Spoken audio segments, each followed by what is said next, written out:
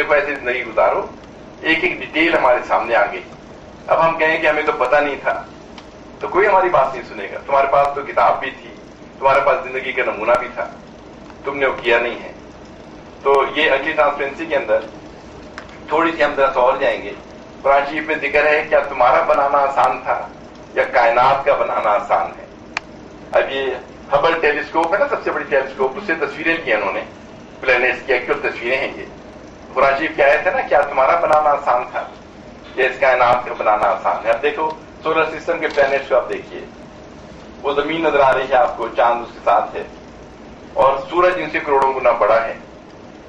ये पूरा solar system जो है विद ऑल द प्लैनेट्स, अगर आप अपनी गैलेक्सी में इसको देखें तो एक डॉट्स भी नजर नहीं आता वहां पे। अगली ट्रांसपेरेंसी के अंदर एक टिपिकल गैलेक्सी है ये, जिसमें अगर सोलर सिस्टम को आप देखें तो ये नजर नहीं आता, इतना छोटा है कि इसमें नजर नहीं आता। इस गैलेक्सी में बिलियन ऑफ स्टार्स हैं सोलर सिस्टम जैसे, या उससे छोटे या बड़े, और इस सिंगल गैलेक्सी का साइज 100,000 लाइट ईयर्स है कि रोशनी 1,00,000 साल तक चलती चली जाए तो इसे क्रॉस कर पाती है। तो सोलर सिस्टम इसका छोटा सा एक जगह है उसमें, जिसमें जमीन ना होने के बराबर एक जगह जिसमें हम रहते हैं। हम बड़ा समझते हैं, एक महल बना लिया, कोठी बना ली, हम सब कुछ हो गए। वो क्या चीज है अल्लाह की निगाह में। कराची में ना मक्खी का पर, मच्छर का पर की मिसाल है। भाई तुम क्या समझते हो अपने आप को, तुम क्या हो। अल्लाह की कायनात के अंदर ये एक सिंगल गैलेक्सी है। कायनात क्या है, billions and trillions of galaxies like this. एक गैलेक्सी का फासला दूसरी गैलेक्सी से मिलियंस ऑफ लाइट ईयर्स दूर है और सब रोटेट कर रही हैं। इसका हर सैयारा रोटेट कर रहा है, इसका हर एटम के अंदर न्यूट्रॉन्स प्रोटॉन्स मूव कर रहे हैं, इलेक्ट्रॉन्स। अगली तस्वीर में एक पार्ट किया है कि ये पूरी कायनात का, ये क्लोजेस्ट गैलेक्सी है हमारी जमीन से, और ये छोटे छोटे पॉइंट जो है दूसरी गैलेक्सीज हैं जो मिलियंस ऑफ लाइट ईयर्स दूर हैं। ये छोटा सा पार्ट है कायनात का।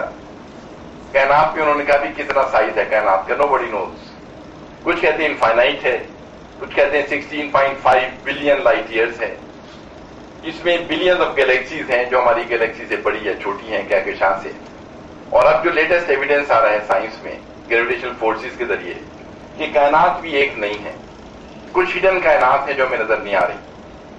तो अल्लाह ताला का कहना कि भाई क्या तुम्हारा बनाना आसान था। अल्लाह कन्विंस कर रहा है आपको कि देखो मैंने आपको बनाया है, मैंने कायनात बनाई है, क्या तुम्हारा बनाना आसान था, इस कायनात का बनाना आसान है। अल्लाह ताला जैसे कन्विंस करता है, देखो इन बातों को सुन लो, थोड़ा सा टाइम है, अगर इसमें वो करोगे जो बताया गया है तो जिंदगी भी आराम से गुजरेगी, सुकून से गुजरेगी।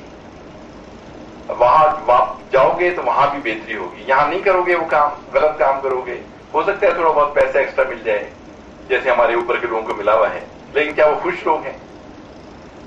तो हमारे जो ऊपर आप देख रहे हैं आजकल जो मुल्क के हालात बन रहे हैं, हर एक प्रिजनर बना हुआ है, अपने घर से निकल नहीं सकता, जान का डर है उनको।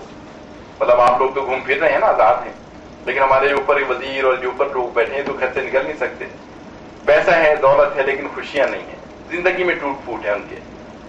तो ये अल्लाह ताला बार बार कन्विंस कर रहा है क्या तुम्हारा बनाना आसान था या कायनात का बनाना आसान है। फिर अल्लाह ने तरीका भी बता दिया, सीरत सामने रख दी हमारे।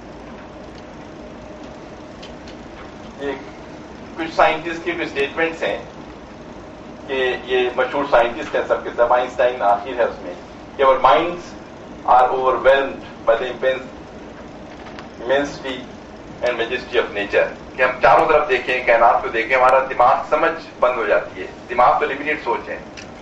ये मैकब्राइड की स्टेटमेंट है, can anyone seriously suggest the directing and regulating power generated by chance of atoms.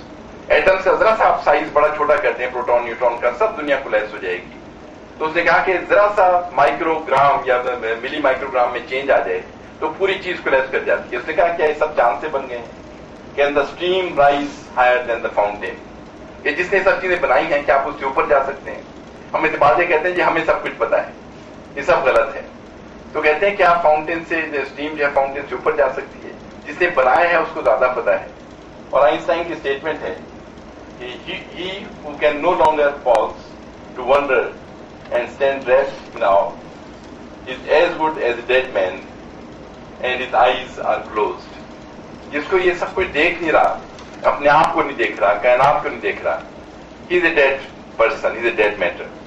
तो ये उन लोगों की स्टेटमेंट है جو بڑے بڑے سائنسدان ہیں. آئنسٹائن کی ایک بہت مشہور اسٹیٹمنٹ ہے، ڈیتھ سے پہلے اس نے دی تھی کہ جاننے کے لیے کہ مجھے کچھ نہیں معلوم، مجھے بہت کچھ جاننا پڑا.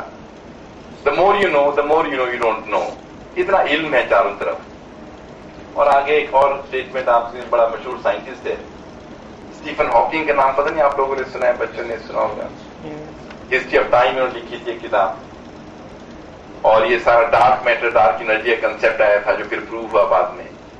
تو انہوں نے کچھ عرصے پہلے ایک اسٹیٹمنٹ دی تھی 8-10 سال پہلے، ابھی تک زندہ ہے. He is called the living Einstein. Disabled ہیں، ویل چیئر پہ ہیں، لیکن مطلب اشاروں سے کمپیوٹر کے ذریعے اپنا میسج کنوے کر دیتے ہیں. دماغ ان کا ٹھیک یوز ہو رہا ہے، مطلب فل یوز کر رہے ہیں اسے. انہوں نے ایک اسٹیٹمنٹ دی تھی 10-12 سال پہلے کہ میں ایسی اکویشن ڈیولپ کر رہا ہوں جس میں اکویشن آف ایوری تھنگ کہوں گا اور اکویشن آف گاڈ کہوں گا. اور یہ اکویشن میں اگر میرا پورا ان پٹ ڈیٹا مل گیا کائنات کا اور میں اس میں فیڈ کر سکوں تو میں ہر چیز جو ہو چکی ہے، جو ہو رہی ہے اور جو ہوگی میں پریڈکٹ کر سکوں گا.